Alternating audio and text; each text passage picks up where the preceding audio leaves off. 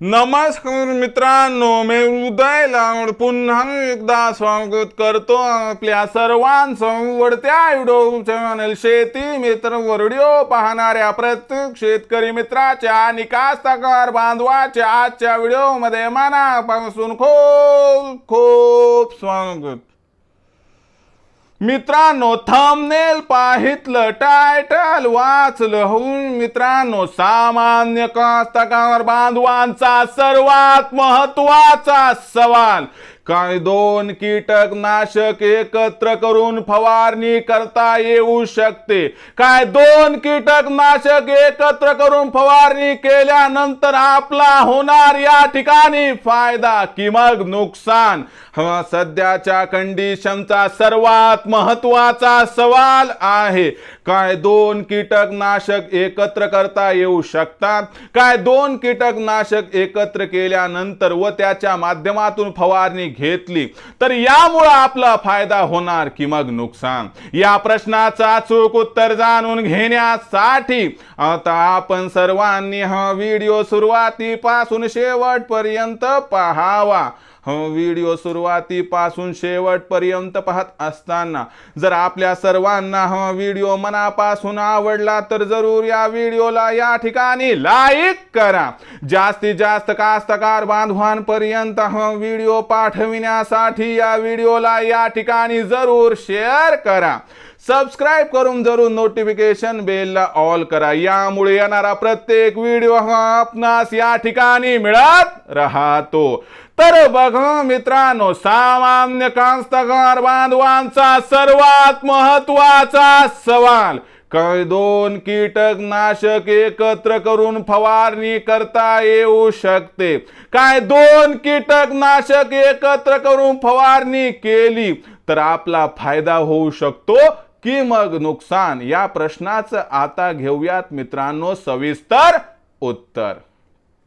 तर बघा मित्रांनो, ज्या वेळेस सामान्य कास्तकार बांधव विचार करतो त्यावेळेस जिथं रवी न पोहोचे तिथं कवी पोहोचतो। पण एक लक्षात घ्या, जिथं कोणीच पोहोचू शकत नाही तिथं माझ्या सामान्य कास्तकार बांधवाचा प्रश्न पोहोचतो।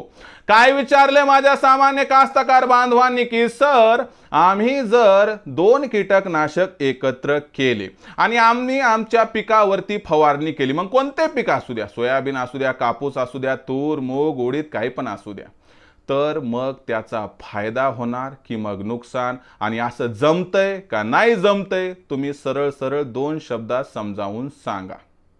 तर बघा मित्रांनो, आता मुख्यत्वे सोयाबीनचा विचार केला तर सोयाबीनमध्ये कीटकनाशकाची जेव्हा आपण पहिली फवारणी घेतो तर कोणत्या कीटकनाशकाचा वापर करतो आपण? इमामेक्टिन बेंझाइडचा, क्लोरोपायरिफॉसचा किंवा तिसरं कोणतं वापरत असू। किंवा कापसामध्ये आपण ज्यावेळेस रसशोषक किडींना नियंत्रणात आणण्याचा विचार करतो त्यावेळेस आपण पहिल्या फवारणीत काय करत असतो? कॉन्फिडरचा म्हणा किंवा ॲक्ट्राचा म्हणा किंवा प्रोफेनोफॉक्स या सर्वांचा वापर करण्याचा विचार करतो। पण या सर्वांचा म्हणत असताना यापैकी एकाचा।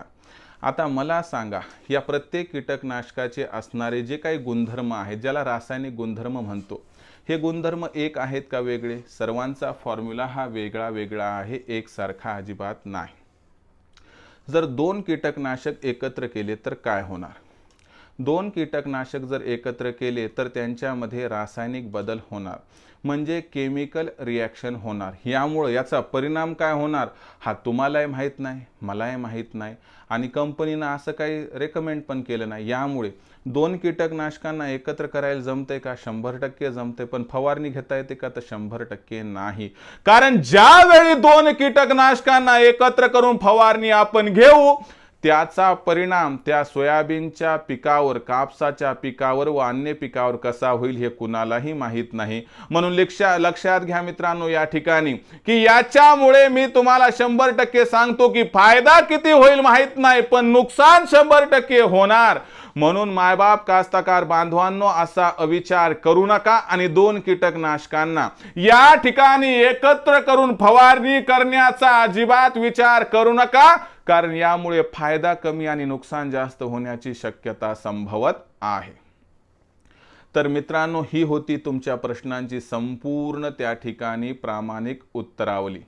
तुम्हाला हे उत्तर आवडलं का? तुम्हाला आता काय वाटते, तुम्ही 2 कीटकनाशक एकत्र करावी अथवा नाही? मला जरा कमेंट सेक्शनमध्ये लिहून कळवा बरं. आवडला असणार हा व्हिडिओ तात्काळ लाईक करा, सामान्य कास्तकार बांधवांपर्यंत पाठवण्यासाठी शेअर करा, सबस्क्राईब करून जरूर नोटिफिकेशन बेलला ऑल करा, यामुळे येणारा प्रत्येक व्हिडिओ हा आपणास या ठिकाणी मिळत राहतो. तर मित्रांनो, अशाच एका नवीन व्हिडिओसह मी आपला मित्र उदय लाड आपल्या सर्वांच्या आवडत्या यूट्यूब चॅनल शेती मित्रवर मिळत राहील. तोपर्यंत माझ्या प्रत्येक शेतकरी मित्राचे आणि कास्तकार बांधवाचे आजच्या व्हिडिओमध्ये मनापासून पुन्हा एकदा खूप खूप आभार.